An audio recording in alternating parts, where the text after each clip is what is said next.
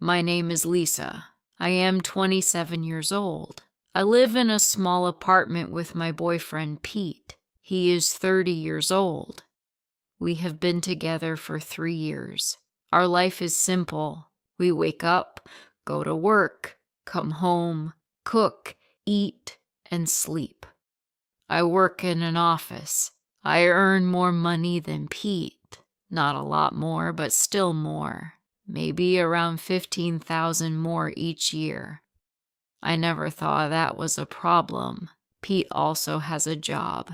He always pays his part of the rent on time. I trusted him. We share many things, but we do not share a bank account. We never did.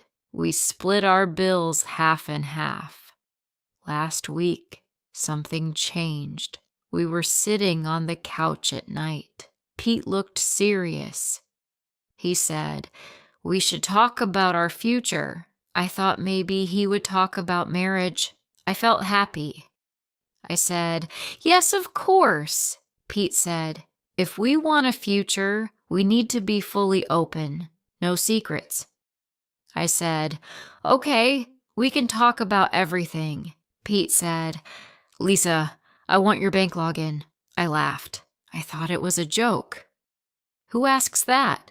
I looked at Pete and waited for him to smile. Pete did not smile. He was serious.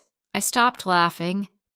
I said, "Wait, you are serious?" Pete nodded. He said, "Yes, Lisa. I want to see everything in real time." I felt confused. I said, "Why?" Pete said, "Because couples who are serious don't hide money. No secrets. That's how adults do it."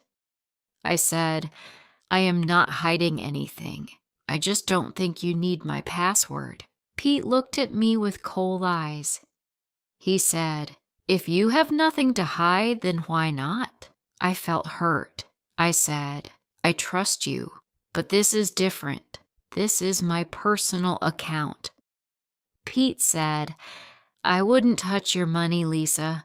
I just want to see it." I said, "It feels like no privacy." Pete said, "Privacy in a relationship? That sounds strange." I felt confused again. Was I thinking wrong? I did not want to fight. So I said, "We can make a shared plan. We can open a joint account for rent and bills. We can both put money there."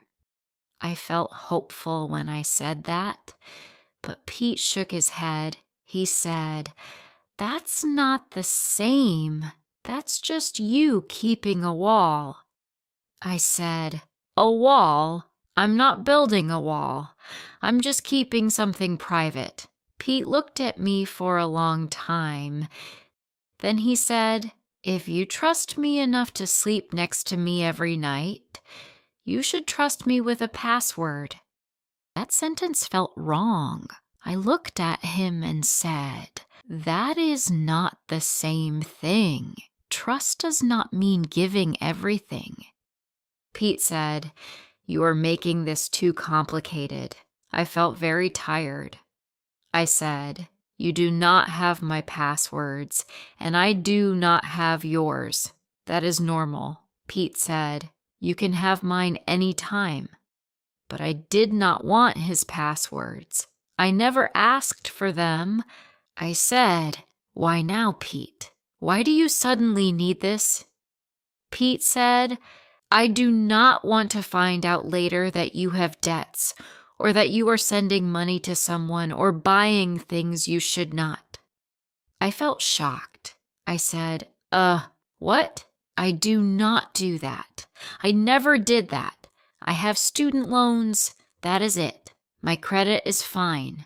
I do not hide anything." He said, "I just want to see it myself." I felt sad. Why does he not trust me? That night I could not sleep. Pete was next to me in bed. He turned his back to me. He did not say goodnight. He did not touch my hand like he always did. In the morning, Pete came out of the bedroom. I said, "Morning." He said, "Morning." No smile. Just one word.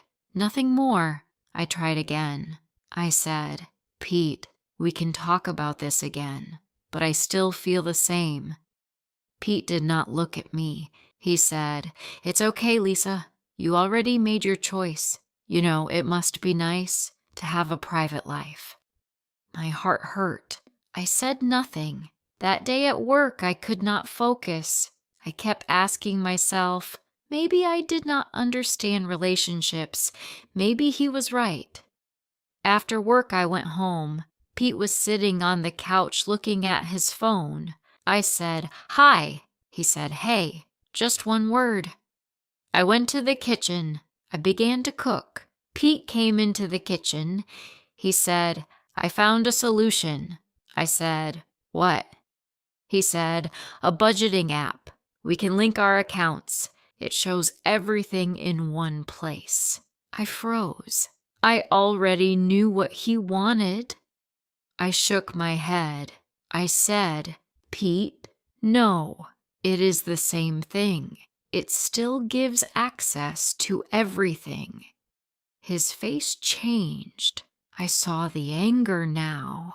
Pete said, It is not access. It is just viewing, just information. I crossed my arms. I said, I do not want that. Pete said, You do not want anything.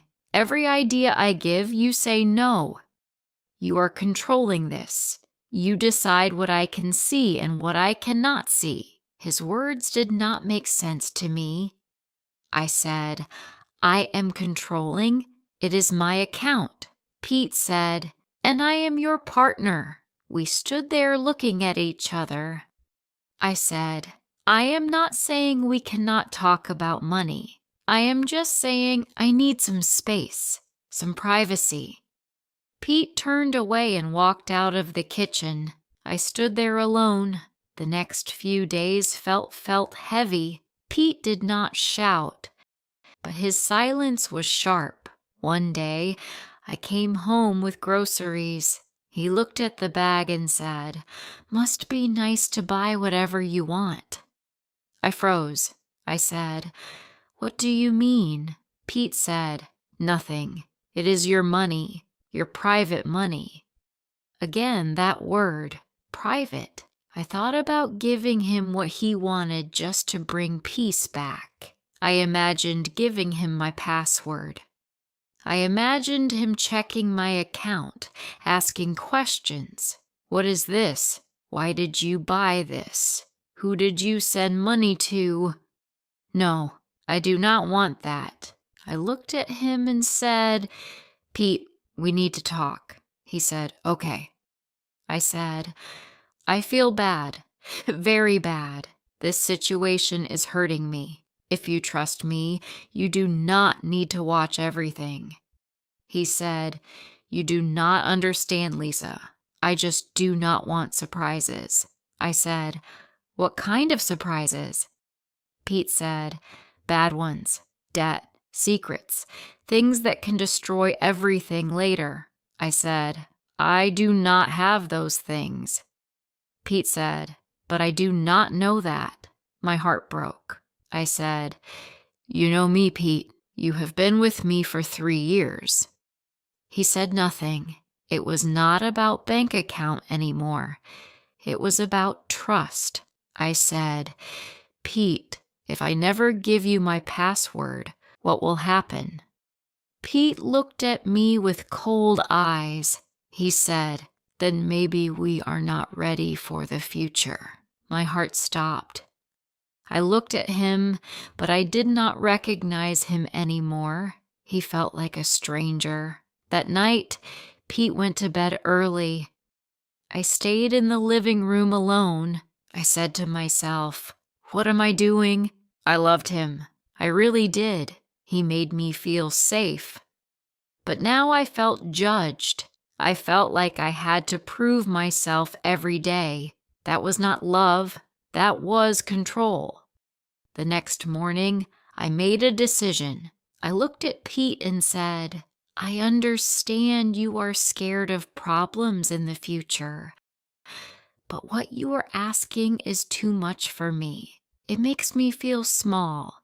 I do not want to feel like that in my own home. I offered other ways.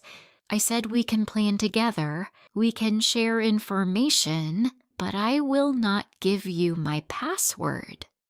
Pete said, "So that is your final answer?" I said, "Yes." He said, "Then I do not know how we move forward." I said, "I think I know. I think we want different things.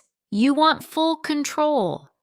You want to see everything, but I want trust. And if we cannot give each other what we need, then maybe we are not right for each other." Pete stood up slowly. He said, "So that's it?" I said, "I think yes." Pete shook his head and walked away.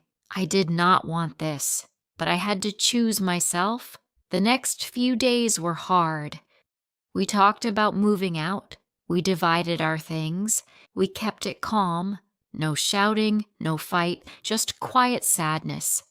When he left, the apartment felt empty, but I felt free. Not happy, not yet, but free. I said, "I will be okay."